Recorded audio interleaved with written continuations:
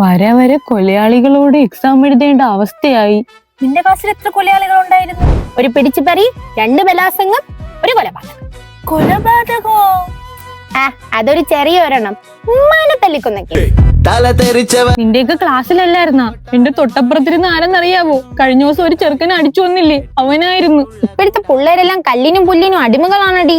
പണ്ട് എന്റെയൊക്കെ പേപ്പർ ചുറ്റി വലിച്ചെന്ന് പറഞ്ഞിട്ടാ ഇത്രയുള്ള മഞ്ഞനാത്തി കമ്പ് വെട്ടിയാണ് അവൻ അറിഞ്ഞത്. എന്റെ അടുത്ത് അവനൊരു ഡൗട്ട് ചോദിച്ചടി. ഇനി പറഞ്ഞു കൊടുത്തില്ലേലും വല്ല നെഞ്ചക്കോ ചുറ്റിയേലോ എടുത്ത് തലക്കടിക്കുമെന്ന് വിചാരിച്ച് ഞാൻ ആ പേപ്പറോട് അങ്ങ് കൊടുത്തു. ഹൈ, അപ്പൊ ഒരാളെ തല്ലിക്കൊന്നാലൊന്നും വലിയ പ്രശ്നമൊന്നും ഇല്ലല്ലേ? എന്ത് കുഴപ്പം? 6 മാസം സുഖ ജീവിതവും നല്ല കിടിലും ഫുഡും. ഇപ്പൊ ഉമ്മായും വാപ്പായും പഴയതുപോലെ ദേഷ്യപ്പെടുകയോ കുറ്റപ്പെടുത്തുകയോ ഒന്നും ചെയ്യുന്നില്ല. സത്യം. എന്താണോ എന്തോ ഡെയിലി അങ്ങനത്തെ ന്യൂസൊക്കെയല്ലേ കേൾക്കുന്ന, പിന്നെ അവരെ പേടിക്കൂലേ? എന്റെ അവസ്ഥ നേരെ ഓപ്പോസിറ്റ് ആണ്. മക്കളെ തല്ലി വളർത്താത്തോണ്ടാണ് ഇങ്ങനെ ആവണേന്നും പറഞ്ഞ് ഒരു പേട്ട് തേങ്ങയെടുത്താണ് എന്റെ ഉമ്മ എന്റെ മുതുകത്തെറിഞ്ഞത്. ഇപ്പൊ ഞാൻ കുഞ്ഞിക്കൂനിനെ പോലെയായി. ഏത് മൂട്? പെണ്ണറ മൂട്. അത് പറഞ്ഞപ്പോഴാണ് ഓർത്തത്, നീയൊക്കെ പ്രേമിക്കുകയാണെങ്കിൽ നോക്കി കണ്ടോക്ക് പ്രേമിക്കണം, അല്ലെങ്കിൽ വല്ല ചുറ്റിയിലും തീരെ നീയക്ക.